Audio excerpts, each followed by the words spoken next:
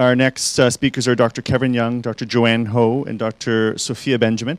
Dr. Kevin Young, an Aurelia geriatrician, is a physician lead on a North Simcoe-Muskoka-wide plan to improve and streamline services for the region's elderly. Dr. Joanne Ho is an internist, geriatrician, and clinical pharmacologist who researches adverse drug events in the older individual using observational research and systemic review methodologies. She leads GeriMedRisk,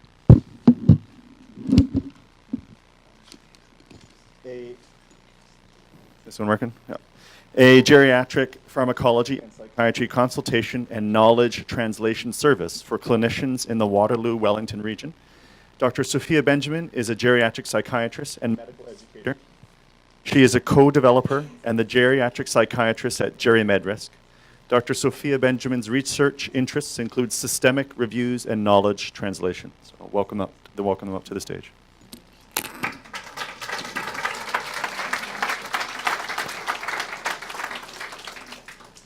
So thanks very much for having us. I'm always really glad to speak after Samir because he does such a great job of setting the tone and inspiring us. And if nothing else, I hope everybody's understood that we can provide way better health care and save money doing it. And so that's really a lot of the work that we're trying to do, is just realize that it's not about having bigger budgets. It's about doing it better and about being collaborative and looking at things a little bit differently. So what I'd like to do is take a little bit of a practical approach to how we do that or how we're looking at doing that in some of our communities around here. I'm going to try to summarize in about 10 or 15 minutes about 5 years worth of work, probably even more than that. And so I was feeling a little overwhelmed by that until Dr. Josicus was trying to summarize 30 years in 3 minutes, so I didn't feel so bad anymore. But So basically, I'm going to talk about a little bit about what specialized geriatric services are. This is the sort of the title that we have for some of our regional programs, the history, the progress we're making, and then some of the relevant impact. And then I've invited Joanne Ho and Sophia Benjamin to give us sort of a really practical example of a new collaboration that we're starting in this area. So we'll talk about that in a minute. So the focus of specialized geriatric services is on frail seniors. So these are seniors that present with multiple diseases, multiple drugs, multiple problem areas, sort of what we would often sort of describe as the slippery slope. They might require sort of medical intervention. They might require some geriatric psychiatry intervention. There may be sort of social networks that are not well established and difficulties sort of getting medications and getting food and things like that to the table. And there may be need for sort of a complex combination of trying to figure out what some of the social services are that are required. So it's not just the medical aspect that makes these patients challenging. It's all of these other things that we put together. But this is where it becomes fun and exciting, and where we can really make a big difference in people's lives. So in this area, to try to describe this concept, what we've essentially done is we've talked about sort of the seniors on what we call the frailty scale. So there's several different versions of this scale by Ken Rockwood. The version that we're using is the 7-point scale.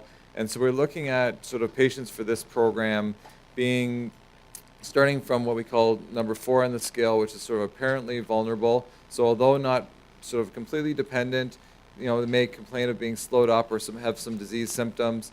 Number 5, mildly frail, so limited dependence on others for some of the instrumental activities of daily living. So, the family's having to step in a little bit and do a little bit of help. Or moderately frail, help is needed with both instrumental and non-instrumental activities of daily living. The reason that we've sort of focused a lot of our efforts in this particular sort of box that we have on the screen is because this is where we see the opportunity to really try to reverse some of the comorbidity, to really put in some supports that can really try to help. And not to say that if we had somebody that was a 7 on the scale and we thought that there was something that we could intervene, not that we'd ever say no, but when we're talking about a more palliative approach and we've sort of exhausted all of the other options, we just feel like we need to be putting our efforts into those patients where we can really sort of make a difference. And then at the other end of the scale, the 1, 2, and 3, I mean, these are people that are already doing very well, and it's very important to make sure that the communities have things in place to continue having them do well, to prevent some of the decline, to have exercise programs and social programs and that kind of thing. But it's not the core business of specialized geriatric services. So we're real advocates of that, but it's not sort of the core business of what we do. So this is sort of the definition of what SGS is in our area. I'm not going to read the whole definition, but I'm going to sort of go to the highlighted points here. It's hospital and community based. I'm a very strong proponent that we have to have a very strong community program, because if we want to take care of people outside of hospital, then we have to have infrastructure outside of hospital, and we can never sort of expect that we're going to be successful in that unless we build that infrastructure. And so most of our efforts have been focused at this point on community. Not that hospital isn't important, but we need to be pulling people out and supporting them there. And that's where we're going to have our successes. We talked about frail seniors already and what that means. It's interdisciplinary teams with expertise in sort of the continuum of care. And interdisciplinary is the core, as everyone knows, of geriatric medicine. This is sort of interdisciplinary teams, in hospital, out of hospital, different types of professions and different ways of looking at problems. And I learn stuff every day from the team of people that I work with, and I'm just so glad to be surrounded by people that understand things even better than I do. And it's also inclusive in this area of geriatric medicine and geriatric psychiatry. We've been sitting at some provincial tables where we've been sort of getting some advice from others and sort of learning from what other areas have done. But one thing that's very unique about this area is that because there's so few providers, we tend to work even more closely together across medical subspecialties and be more collaborative. And so we're actually trying to lead the way a little bit in terms of looking at how can we make sure that we are helping all these patients from even the different subspecialties of medicine. And so there's been some exciting work in that area. One of the core things that we do as part of geriatric medicine is what we call the comprehensive geriatric assessment. Essentially what this is an assessment that's done by all the different team members, and we all collaborate together to provide our different perspective and our different piece. And the idea is that we look at the patient from all of these different domains. The diagnosis, which is what everybody always comes for, and the investigations and the treatment, but also like the system navigation and the education and counseling for the patient and their families, the prevention of adverse outcomes, the advanced care planning. And if we don't look at all of those other things, then really the diagnosis and the treatment is not going to be effective. This is the problem, is our healthcare system is built on just looking at those aspects, and that's the reason why we're failing at a lot of it right now. So looking at sort of this more comprehensive view is really the way that we can start to see where the real problems reside and really sort of get to the heart of the problem. So in this area, there's been a few dedicated individuals that have been working on this for decades, and I haven't acknowledged their work. And there's been a lot of people that have been, very, very dedicated to doing this. But in 2013, the LHIN Board of Directors approved some base funding for seniors' health, and that was really the first time that kick-started a momentum that we're trying now to sort of grab onto and keep going. In 2014, we completed a strategy for an SGS program in this area. A strategy document had been written previously but hadn't gone anywhere, so we brushed it off and revised it, and there's a lot of great ideas out of that. In 2015, we did a seniors health program review. There's a lot of programs in this region that are touching seniors and that are working with seniors, but we weren't working in an integrated way. Nobody knew how to refer to all the different programs. We didn't know how to access it. Even as a geriatrician working in this area, I was confused about how to do it, and so I can just imagine how everybody else felt who wasn't doing this every day. So we reviewed that program. We made an action plan, sort of how we're going to sort of revise some of these programs and how we're going to make things more user-friendly, and not only for us, but especially for the patients. In 2015, as part of that project, Waypoint was identified as the lead agency for North Simcoe Muskoka SGS. They're through a whole RFP process. Leadership team was recruited in 2016, so really a lot of the work that we're going to talk about today hasn't started until really the end of 2016. So we're starting to really pick up momentum and get moving. one of the really important sort of aspects of all of this was that we reached out to the community and we wanted to hear from our community, what do people sort of value? What do they see healthcare looking like? What is it that we're trying to build that, these are the things that people expect that are already there. They don't understand that we don't actually have the system in place that can look after all of these needs. And so some of the things that we heard were it's that we wanted to avoid kingdoms and silos. It's already too complex.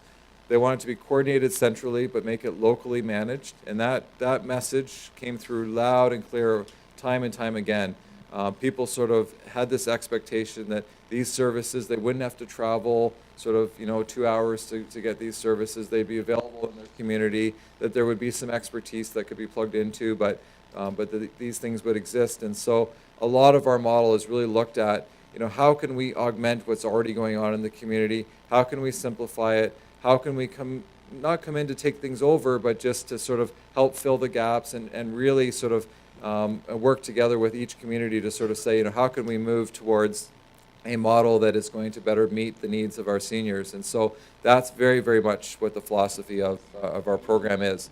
So in 2015, there was an action plan that was put together. We talked about the designation of lead agency. We talked about Seniors Health Project Team, which is sort of the oversight committee for that. There's a leadership team now. There's office space in Barrie. We've now become members of the Regional Geriatric Program of Ontario that has just formed a provincial office, and so we have a strong voice and also some help from all of the other communities that are in some ways ahead of us, and in some ways we have some unique possibilities here. We have a physician network of very dedicated individuals that we meet every 3 months and sort of get updates and talk about where things should go. There's a geriatric nurse practitioner community of practice, and so we're trying to sort of reach out and get input from all of these different levels of people. And then we're aligning with sort of a lot of these, the provincial dementia strategy and assess and restore and all these sort of things that you've heard about, and making sure that our work sort of, not only is going to meet the needs of what we're doing locally, but also is going to be in alignment with where the province is going. So this is the quality framework. I'm not going to go through it in detail, but we have some posters around, and there's many of the managers from our program around today, and they're more than happy to walk through this or come and find me. But the sort of essential elements are, our vision, so wellness, independence, and quality of life in aging. Our mission, to optimize health and well-being for seniors who are frail through an integrated regional program of specialized geriatric services. And then basically we're going to do it by improving patient outcomes, building capacity, and fostering system change. So the first part of that is our overall model. This slide is actually in the process of being revised, so you'll see an even more detailed version of this coming shortly. But the idea is that there's central services that are there where there's some specialist physicians, there's in the future some specialty beds that don't exist yet, and some ways of very quickly being able to get advice and reach people. But that's not where we're expecting patients to come to. What we're expecting is that there's going to be local teams with local leadership and local resources that we're going to be able to help, and we're going to be able to be a support and a resource to, but that a lot of that care is going to be delivered locally. And so we're going to be working with each of the communities to figure out sort of how to make that a reality. And the truth is that every sub-region in this area has very unique challenges, but also a unique subset of culture and of resources that already exist. And so we're very much looking to sort of say, how do we plug into what's already there? How do we augment it? How do we not throw all of that out and really sort of take advantage of what's there? And so so the local part is going to be a big part of all of this work. The behavior support system was a real initial focus of a lot of our work and really took up most of our time last year. We've made some huge strides forward. We've completely integrated now the psychogeriatric resource consultants so that they're part of sort of our overall teams. We had about 7 teams that you could refer to. I had absolutely no idea when you'd refer to one team over another previously, but now you just make one referral and the teams are integrated and they figure out within the team who needs to see the patient. Sometimes it's not even clear until we start to work with those patients, and so this makes a lot more sense. We have now a lot more alignment with the long-term care homes. There's a seniors at home project trying to look at how can we augment some of the retirement homes to be able to look after people in the community? And sometimes a little bit of extra resource is all people need, and it's the difference between long-term care and living independently. Behavior success agents. So in every hospital, there is a behavior success agent as a pilot project for a year. Most of the hospitals have kept those people on, but that was a tremendous move forward in terms of recognizing some of the hospital policies that were a barrier to recognizing and diagnosing the root cause of some of these responsive behaviors in hospital, and we're going to continue to do work along those lines. And complex case resolution, where we are able to, you're able to phone the manager of the behavioral support system and set up a meeting where we have high-level people who are able to really put their brain to these patients where everything in the system that everybody knows about has already been used, and yet there's no movement, and what do we do, and how do we sort of approach that? And if you haven't taken advantage of it, I encourage you to, because there's a lot of brain power that goes around that room. Integrated regional falls and enhanced SMART. So there was a transition to the specialized geriatric program effective April 1st. We're currently in the process of figuring out how we can do a similar thing with that program that we did with BSS, turn it into one program, use those resources, not just to look at falls assessment, but to look at that more comprehensive assessment that I talked about earlier, and to really make sure that we're fully utilizing that resource. Patients that fall often do have some cognitive impairment and some social needs and everything else, and so we can't look at just falls in isolation. We need to look at it as part of a bigger system. And e-consult, there's two things that we're doing: Geri MedRisk, which we're going to talk about in a minute, and we have a closed group pilot project, which is basically going to be a more rapid way for those people that are doing geriatric medicine as their sort of core business to be able to get advice and to rapidly be able to sort of work patients through the system without having to have patients travel. It's a bit of a pilot project to sort of get off the ground, with the idea being that we may expand it out to try to help with more services and primary care level in the future, once we kind of wrap our heads around some of the technology and some of the other difficulties. And then we're also sort of trying to build capacity. There's a lot of educational projects that are going forward. Here's a list of some of them here. In the interest of time, I'm not going to go through all the education that we've done, but needless to say that this is a big part of our focus. We've had lots and lots of different things, and just look at our website. I've got the address on the final slide, and we've got lots of educational events going on. There's toolkits there about prescribing and deprescribing antipsychotics in long-term care, and there's lots of work we've done sort of around education. And then the last thing is fostering system change. So looking at trying to make sure that we're getting the right group of people to do some of this work, and so recruiting enough specialists in this area, as well as nursing and allied healthcare and people that sort of understand this and can move us forward. We're collaborating with the mental health project team. We already talked about the regional geriatrics program and some of the work that we've done with them, and working with the LIN to sort of make sure that everything that we do is in coordination with what the LIN is doing, so that we're all in alignment. And in fact, there's been very, very good alignment with all of our programs, and a lot of the committees that we've set up and some of the work and stuff is now starting to move into other areas as well, and so that's working very well. So, I mean, at the bottom line is that hopefully you're finding in everyday life that behavioral support services is a better resource program, easier to access. Geriatric medicine, we're trying to realign the resources to match community needs. We're trying to foster the development of interprofessional teams. In this area in particular, we're very fortunate to have Dr. Mona Sidhu, who's one of the speakers later on, who comes into the community. Sorry, I'm kind of losing the mic here, I apologize. But anyway, she comes into the community once a month to do some consults. Dr. Zorzito, who's a geriatrician in St. Mike's. Also, I'm not sure if it's better or worse. I'll switch over. Okay, we'll try this one. But she's doing some telemedicine and was involved in training sort of many of us that are working in this area. So there's some local resources which we hope to continue to evolve. And then there's been lots of educational events. We have a whole other series of educational events coming up next year. And then one of the more exciting things that we have been doing is we have this new collaboration with a fabulous organization called Jerry MedRisk, who I'm going to not take their thunder, let them explain to you what it is, and I'll come back at the very end to sort of make it practical. But I'm going to invite the Jerry MedRisk folk to come and... So, Joanne, there you go. Thank you. So it's very natural when you see all the work that Kevin and his and the team that you get to work with here in NSM have done. The first question that comes to my mind is, how can I help? And I think in geriatrics, that's usually how we start. And this is we're excited to be able to work together.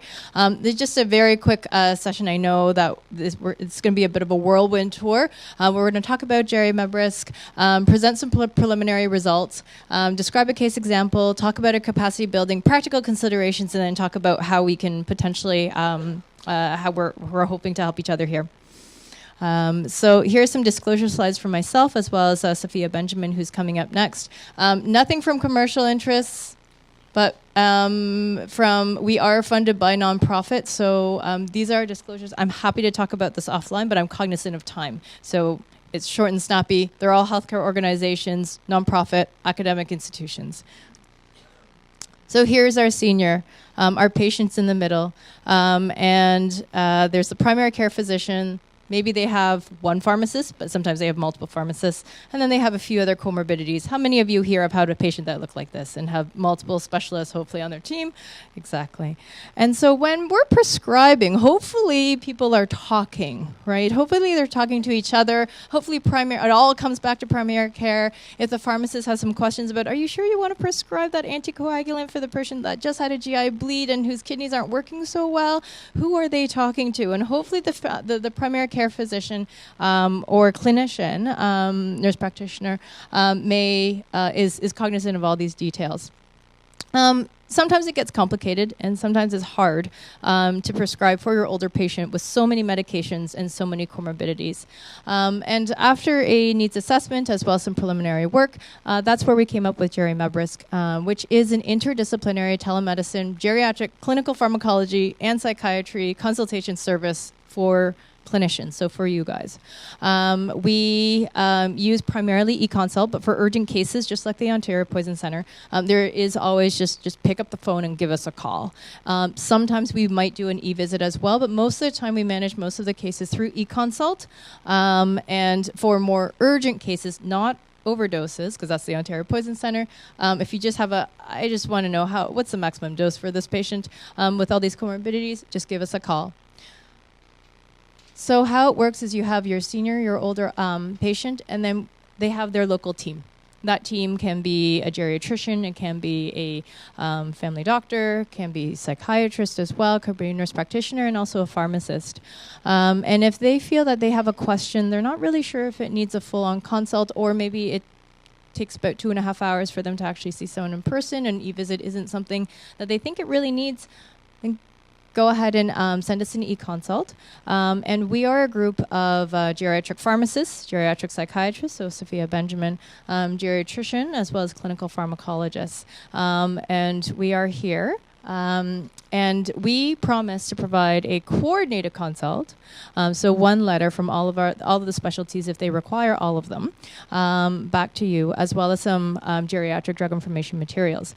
So what that means is even if you're a patient with multimorbidity, dementia, and mental health issues require multiple specialties, we promise to agree by the time we send the letter back to you. So all the fighting that happens will happen on our end. So sometimes I'm like, oh, are you sure you want that drug? And Sophia Benjamin will be like, yes, it's important. And then we'll fight, and we'll kind of, do our little showdown with our own evidence on our side.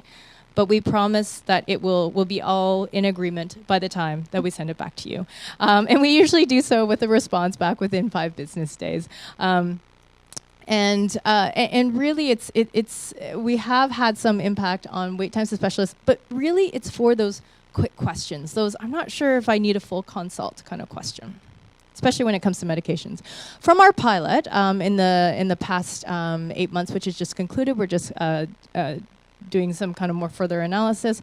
This is where most of our consults have come from. Lots from long-term care, lots from primary care, some acute care, and that slice, that 4% for outpatient specialist care is increasing. It's growing, and sometimes it's very it's fantastic to be able to support our colleagues. These are geriatricians, these are psychiatrists, geriatric psychiatrists that are consulting us and asking for help. Sometimes it's also to further refine their standardized order sets for their older patients in hospital. So as you see, we really do all work together, and there are times when we do have to do the ultimate combo consult. In terms of consult topics, it ranges. There's really a wide range. Sometimes it's dementia, lots of BPSD, delirium, mental health, adverse drug events, deprescribing, polypharmacy, bone health, and then other. In terms of our preliminary results from our pilot, just to share a few things, we have been able to prevent hospitalizations in the Waterloo-Wellington region, mental health as well as acute hospitalizations. And in terms of in-person consultations, it speaks more about the consults that sometimes people just want to have a quick, I'm pretty sure I know I need to take this drug off, but I don't really know how. And then how do I stop these 8 drugs? What would you start first? Would you stop second? How would you monitor? So, when to involve during med risk, I have 2 small children who like Paw Patrol. So there's no problem too big, no pup too small, maybe. Yeah, okay. Kevin watches Paw Patrol. So I like to apply that to during med risk. I know we got to stick together. But really, there's no drug question, no pharmacology question too small or too big. Okay, so if it's a med list of 30 to 40, no problem, bring it on. I get really excited about that. But even if it's what's the maximum dose of drug, or should I be prescribing this medication? That's perfectly fine as well too. It's often, if you're not sure if it requires a full consult, maybe if you're waiting to see a geriatric specialist or 2 and it's really hard to get to them, or the wait times, or it's just I'm not sure if I need that question. And then also questions around deprescribing. How to deprescribe? I want to deprescribe, and I run, or do I have to deprescribe? So I'd just like to turn it over to Sophia Benjamin to give a case example.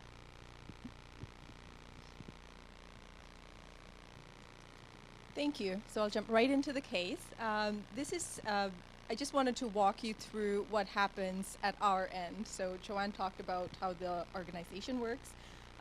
So this is an example of a consult that Joanne and I did just a couple of weeks ago. So this is a 75-year-old gentleman who was in combat, came back home, and family says was never quite the same. Multiple hospitalizations, had GI bleeds, so bleeding from the stomach, and pancreatitis. And so the consult was sent both for medicine and mental health reasons. So you saw the simplified infographic picture, but this is kind of the model. So from primary care, the question is always generated from the patient through primary care, and it comes through the geriatric pharmacist, who actually collects a lot of the initial information. And depending on whether it's a mental health related question or it's a medication, clin pharm, geriatric question, they delegate the consult to one of us. And then if we need to talk amongst each other, then we will. So in this case example, so Joanne went through a lot of does this patient have cognitive impairment? Because there were quite a few signs that maybe he does have some impairment. And she talked about management of all the vascular risk factors. He's also had a gastric bypass before, and he was getting PO B12, so she optimized that. He was losing weight, so she suggested a malignancy workup. But the point where she referred to me was, well, is this depression? Is this PTSD? I'm not really sure how to differentiate this. And so the geriatric psychiatry part of the consult begins then, where we weren't really sure from the information that the team provided. So sometimes what we do is capacity building. We walk them through, well, it could be this or it could be this, and this is how you can make the diagnosis at your end. And it was a little complicated here because if the diagnosis was depression, the treatment would have been relatively straightforward because we have antidepressants that don't increase risk of bleeding from the stomach. But if it's post-traumatic stress disorder, which is what we thought was most likely going on, almost every first-line medication that you use can increase the risk of bleeding from the stomach. And this gentleman was presenting multiple times because he had GI bleed. So we were weighing the risks versus benefits of which treatment to suggest. And at the end, we thought, well, functionally, he's really impaired by a lot of his behaviors, and he's losing connection with his family, and there was also a risk of violence involved. So we thought, well, this gentleman really should be on venlafaxine if he has post-traumatic stress disorder. But we also do fairly rapid literature reviews, and my suggestion was, I think this gentleman should also be on misoprostol, but I don't prescribe it. But that's when I can turn around and say, Joanne, what do you think? And so we add that part to the consult, and then we send an integrated consult. But what we also send is prescribing information that's tailored to seniors. So with every consult, we also send back GeriMed risk. And it's too small to read, but when it comes as an information pamphlet, you can read it. And it's for seniors. It talks about drug interactions. But we will also help the clinician have that conversation with the patient, talking about, for this particular patient, when you use this medication, this may be the number needed to harm, and so that they can have those informed discussions with patients. This is another example. So one of our big goals is to build clinician capacity to take care of seniors across the province. And we have monthly clinical pharmacology, geriatric psychiatry, geriatric medicine rounds, which are now attended by multiple sites. And we were actually having a conversation with a pharmacist from Thunder Bay about how we could build capacity in their region through some of our rounds. We've also had a lot of postgraduate trainees, so residents from family medicine, internal medicine, clin pharm, geriatric psychiatry, psychiatry. So 15 trainees in the last year, and through different talks as well as didactic lectures. So we've covered a lot of individuals, and we usually talk about whatever they are interested in, a drug-related topic. And all of this is entirely industry-free. So for the physicians here, I just wanted to include a practical slide about e-consults. So when CMPA has done an audit of the whole e-consult process, and their evaluation is that, well, it's an improvement on the telephone and the hallway consult, which we all do because it provides a very clear trail as to who said what at what point. And the consent from the patient is implied, and so we become part of the circle of care, but it's good to inform your patient about it. And the MRP is always the primary care provider. And they close the consult and they institute the changes, so they have the discussion with the patient. And as a member of this team, I just wanted to include some reflection. So working as part of GeriMed Risk, it's encouraged me to learn, and it's kind of stretched my learning with every consult. It's increased my capacity to manage medical patients. So in the example, I may have had the question about misoprostol, and I may have written another consult. And it may have been another month or several weeks before they saw a geriatrician who then provided that information. So it's really helped provide better care for the patients, and it's helped me understand the kinds of questions that can and cannot be answered by e-consults. Sometimes with behavioral questions, they may ask, is this depression or is this apathy? I find that really hard to answer as an e-consult. So there are limits to what we can do as a remote team. But we are very excited to collaborate with Kevin, and I'll hand it over to you. So we're out of time, but thank you very much for that introduction. Just very briefly, so we're actually looking right now at trying to have a pharmacist that will be on the ground in this region that we'll share in collaboration with Jerry MedRisk. We're going to be looking at the numbers and the types of consults and using that as a guide to what types of services we need to grow here. And any cases that Jerry MedRisk sees that feels that they need a geriatrician or geriatric psychiatry consult, we'll be working with them to try to provide some of that. So hopefully you can use that service, and thank you for your time. Great. Thank you so much.